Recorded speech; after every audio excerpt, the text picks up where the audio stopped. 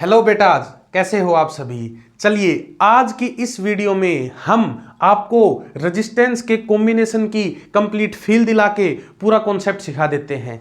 सबसे पहले तो फील ले लेते हैं। हमारे पास 3 बल्ब थे और हमने उन तीनों बल्ब्स को आज सीरीज में कनेक्ट कर दिया है। देखते हैं स्विच ऑन करके क्या होता है। अरे जब मैंने स्विच ऑन किया तो एक भी बल्ब अच्छे से ग्लो नहीं कर रहा। सोचो ऐसा क्यों हुआ। बेटा जब मैंने स्विच ऑन किया तो जो पोटेंशियल डिफरेंस 220 वोल्ट इन वायर्स में आ रहा था वो दरअसल इन बल्ब्स में बढ़ चुका है। एक भी बल्ब को पूरा पोटेंशियल डिफरेंस नहीं मिला, जिस वजह से एक भी बल्ब अच्छे से ग्लो नहीं कर रहा है। लेकिन जितना करंट इस वायर में से फ्लो हो रहा है सेम उतना ही करंट इस बल्ब में और इस बल्ब तीनों में जा रहा है। मतलब सीरीज में हमने ये देखा कि पोटेंशियल डिफरेंस बढ़ जाता है लेकिन करंट सभी में सेम रहता है। ठीक है, और अब की बार हमने इन तीनों बल्ब्स को पैरेलल में कनेक्ट किया है। चलिए स्विच ऑन करते हैं और देखते हैं क्या होता है। अरे ये तो तीनों बहुत अच्छे से ग्लो कर रहे हैं, मतलब तीनों को पूरा पोटेंशियल मिला है। सभी को 220 वोल्ट 220 वोल्ट 220 वोल्ट मिला है। और याद रखें जितना करंट इस मेन वायर में से फ्लो हो रहा है बाद में जाने के बाद वो करंट इन तीनों में बढ़ चुका है। इसी को पैरेलल कॉम्बिनेशन कहते हैं। और हमने यह सीखा कि पैरेलल कॉम्बिनेशन में पोटेंशियल सभी को सेम मिलता है लेकिन करंट बाद में जाने के बाद बढ़ जाता है। अब आपने देख ही लिया होगा कि सीरीज में पोटेंशियल डिफरेंस मतलब वोल्टेज बढ़ जाती है, जबकि पैरेलल में पोटेंशियल डिफरेंस सबको सेम मिलता है लेकिन करंट बढ़ जाता है। तो सबसे पहले बात कर लेते हैं रेजिस्टेंस इन सीरीज की। इसको हम इक्विवेलेंट रेजिस्टेंस भी हम बोल सकते हैं। ठीक है, अब मैंने आप यहां पे एक सर्किट बनाया है जिसमें 3 रजिस्टर है और तीनों सीरीज में है, जिसका नाम है R1, R2 और R3। अब ध्यान से सोचो, आपको अगर इलेक्ट्रिसिटी में पूरी फील लेनी है तो आप करंट को पानी मानिए, पानी, और वायर को पानी की पाइप मानिए, और ठीक है बैटरी को आप मोटर मानिए, मोटर, पानी को खींच के दूसरी तरफ फेंकने वाली मोटर मानिए बैटरी को। ठीक है, ये बैटरी है। अब देखो पॉजिटिव टर्मिनल से करंट निकलता है और वापस नेगेटिव टर्मिनल में चला जाता है।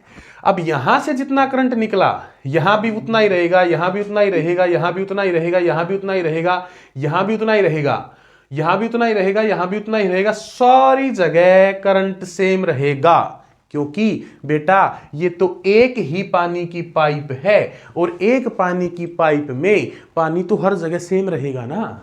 हाँ बिल्कुल सही बात है। अच्छा तो ये क्या है, ये वोल्ट मीटर लगा रखे हैं, क्या ये पाइप नहीं है? हाँ ये पाइप हैं, लेकिन वोल्ट मीटर का रेजिस्टेंस बहुत ज़्यादा होता है, रुकावट बहुत ज़्यादा होती है, तो करंट इनमें से फ्लो बहुत कम होता है या ना के बराबर होता है, तो इनको कंसीडर फिलहाल नहीं करते हैं।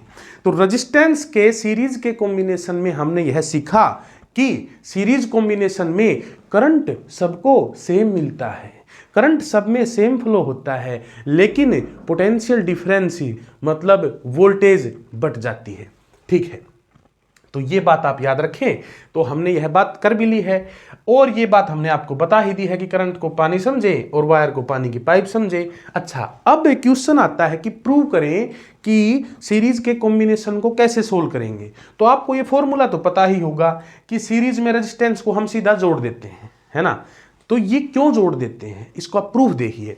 देखो जितनी वोल्टेज हमने टोटल दी वो वोल्टेज इन तीनों में बट जानी है। हाँ बिल्कुल अच्छी बात है, बट जानी है, सीरीज में तो वोल्टेज बट ही जाती है। तो क्या मैं तीनों के जोड़ को टोटल वोल्टेज लिख सकता हूं? बिल्कुल लिख सकते हो। अब क्योंकि हम ओम्स लॉ में सीख चुके हैं पिछली वीडियोज में कि पोटेंशियल डिफरेंस होता है IR, करंट इंटू रेजिस्टेंस। लेकिन एक बात याद रखें, यहां पे लिख रखी है टिप के रूप में, यह बहुत जरूरी है और यह तुम्हें याद रखनी ही रखनी है। ठीक है, क्या है ये TTTAAA? देखो बेटा हम 3 चीजों की बात करेंगे, VIR, वोल्टेज, करंट और रेजिस्टेंस। बेटा अगर तुमसे कोई टोटल की बात करे तो तीनों चीजें तुम्हें टोटल रखनी है, और तुमसे कोई अकेले की बात करे तो तुम्हें तीनों चीजें, वोल्टेज भी, करंट भी, रेजिस्टेंस भी अकेले के ही रखने हैं। क्या कह रहे हो, समझ नहीं आया? अगर कोई तुमसे इस पूरे सर्किट में फ्लो होने वाला करंट पूछे तो तुम्हें करंट पूरे का चाहिए ना, टोटल का करंट चाहिए ना, तो रेजिस्टेंस भी टोटल मतलब पूरे सर्किट का इक्विवेलेंट ही रखना पड़ेगा फॉर्मूले में, और बेटा वोल्टेज भी टोटल रखनी पड़ेगी फॉर्मूले में। अच्छा, ये तो बहुत अच्छी बात है। कोई हमसे अकेले का करंट पूछे तो, तुमसे कोई अकेले का करंट पूछेगा सीरीज में, तो भी तुमको टोटल वोल्टेज और टोटल ही रेजिस्टेंस रखना पड़ेगा। क्यों रखना पड़ेगा, उसको फील करिए। जैसे मान लो तुम्हारे पास एक पानी की पाइप है, हाँ बहुत बढ़िया बात, पानी की पाइप है, तुमने उसमें 3 टैप लगा दी, एक यहां पे, एक यहां पे, एक यहां पे, ठीक है। पानी आ रहा था आगे से, पहले वाली टैप को पूरा बंद कर दिया, दूसरे वाली टैप इंतजार करेगी, अरे मैं तो खुली हुई हूं, मेरे अंदर से पानी जाओ जाओ जाओ, क्या चला जाएगा? नहीं जाएगा, क्योंकि उससे पहले जो बैठा है उसने सारे पानी को रोक दिया है। हाँ, मतलब पानी कितना जाएगा ये अकेले पे डिपेंड नहीं करता है सीरीज में, ये सभी टैप के मिले जुले प्रभाव पे डिपेंड करता है। हाँ बहुत बढ़िया, बहुत बढ़िया। अच्छा सोचो, अगर तुमने पहले वाली टैप को पूरा खोल दिया और लास्ट वाली टैप को बंद कर दिया, तो क्या इस टैप में से पानी चला जाएगा? नहीं जाएगा। क्यों? ये नहीं जाने देगी। अब वैसे तो ये जिद कर ले कि मैं तो खुली हुई हूं, मेरे अंदर से तो पानी जाना चाहिए, लेकिन फील करो, क्या कभी जा पाएगा? नहीं जा पाएगा। यही हम आपको समझा रहे हैं कि सीरीज में जब करंट फ्लो होता है तो सारे रेजिस्टेंस के मिले जुले प्रभाव की वजह से करंट फ्लो होता है, किसी अकेले की वजह से नहीं होता। हाँ, मतलब सीरीज में अगर तुमसे कोई अकेले रेजिस्टेंस में से फ्लो होने वाला करंट पूछे तो क्या करना है? टोटल करंट निकालना है। टोटल मतलब जितना बैटरी से गया है। और टोटल करंट कब निकलेगा? जब तुम्हें वोल्टेज भी टोटल पता हो, जब तुम्हें रेजिस्टेंस भी इक्विवेलेंट पूरे सर्किट का टोटल पता हो।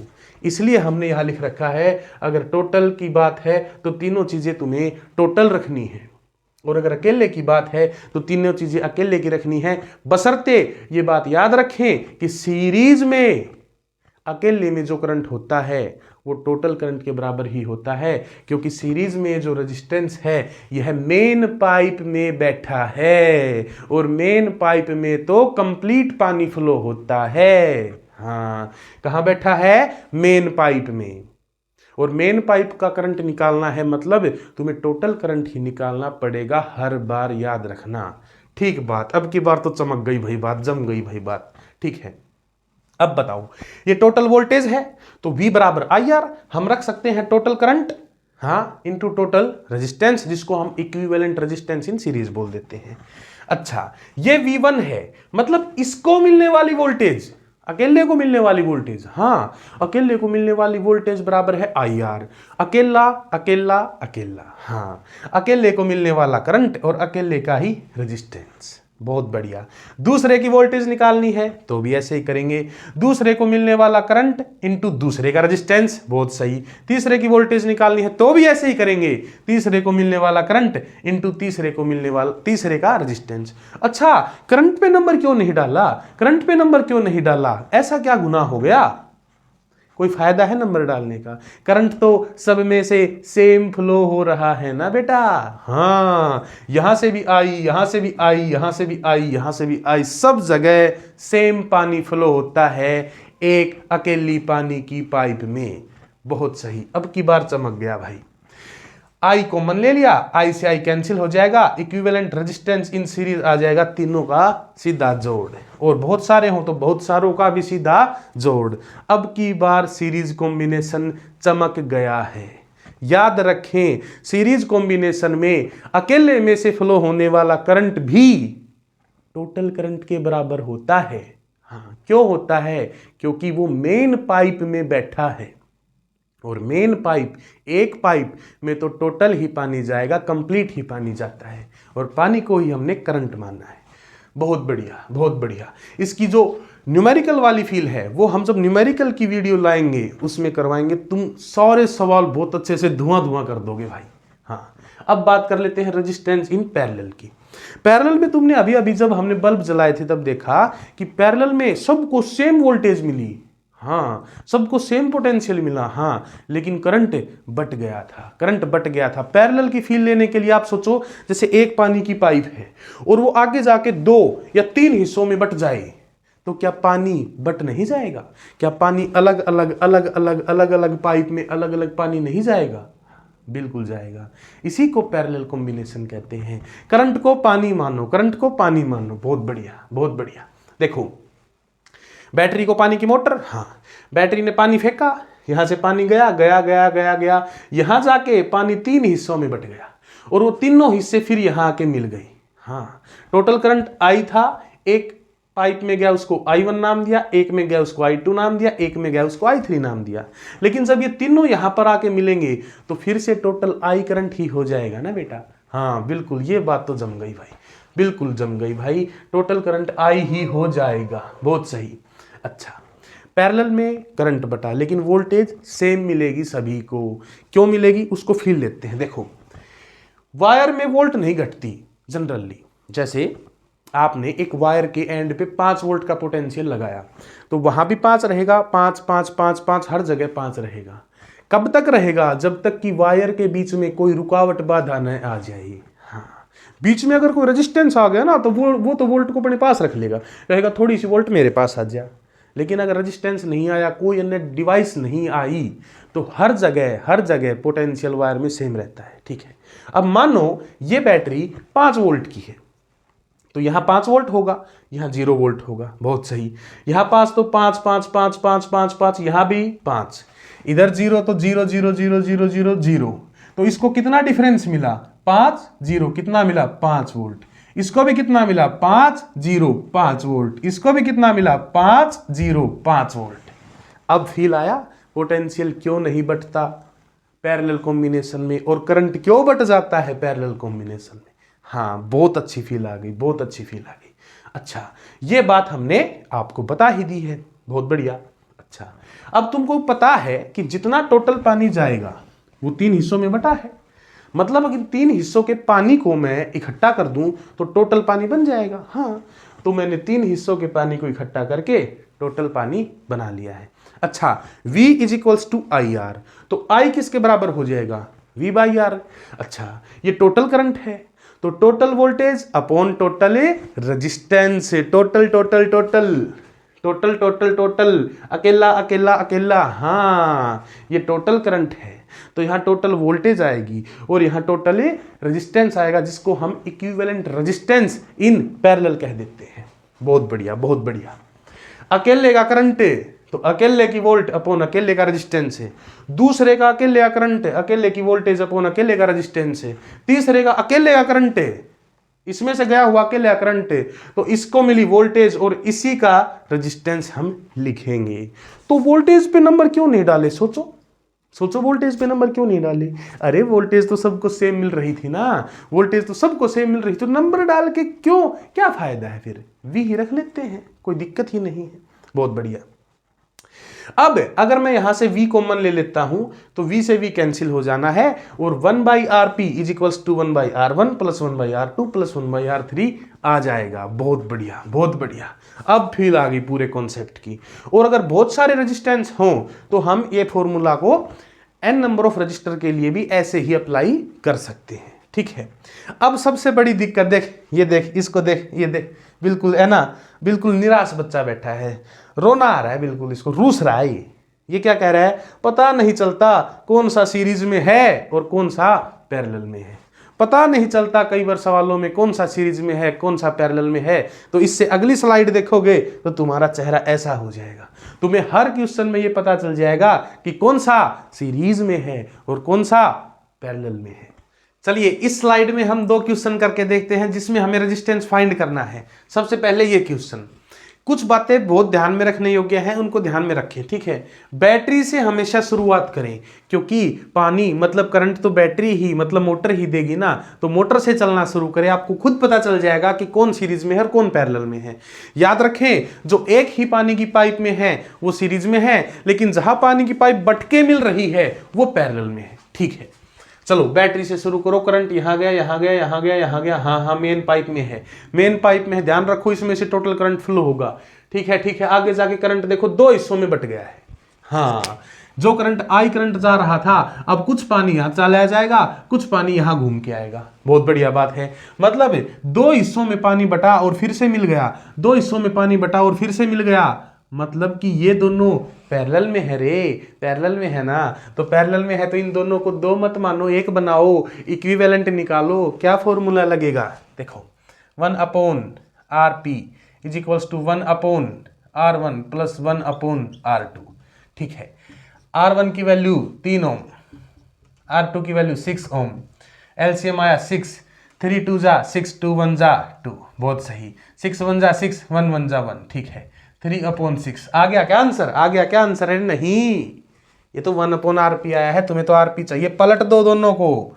ये तो 1/RP है, 3/6, तुम्हें तो RP चाहिए, पलटो दोनों को, 6/3 आ गया 2 ओम। मतलब फील कर बेटा, फील कर कि ये दोनों दो नहीं एक ही हैं, 2 ओम का। हाँ, इन दोनों का काम एक अकेला कर सकता है कौन? 2 ओम का एक रेजिस्टेंस कर सकता है। तो इन दोनों को हटा दे, इन दोनों को अपने मन से हटा दे, मन से मिटा दे, और इन दोनों की जगह एक बना ले। हाँ, एक बना ले, कितने ओम का? 2 ओम का। ठीक है, रिवर्स गियर डाल, रिवर्स गियर डाल, थोड़ा सा पीछे आ, थोड़ा सा पीछे आ, पीछे आ, पीछे आ, पीछे आ। हाँ, शुरू कर, शुरू कर। जितना करंट इसमें से गया उतना ही करंट इसमें से जाएगा, क्योंकि पानी की तो एक ही पाइप है। हाँ, पानी के एक पाइप में सेम पानी होता है, मतलब ये दोनों एक ही पाइप में हैं, मतलब सेम करंट है, और सेम करंट तो सीरीज में होता है ना बेटा, मतलब ये दोनों सीरीज में है। और सीरीज में जब तुम जोड़ोगे इन दोनों को तो तुम्हें पता है, सीधा जोड़ देते हैं 2 ओम और 2 ओम। टोटल रेजिस्टेंस सर्किट का आ गया मेरे बेटे 4 ओम। मतलब इन दोनों को भी तुम जोड़ के एक अकेला बना सकते हो।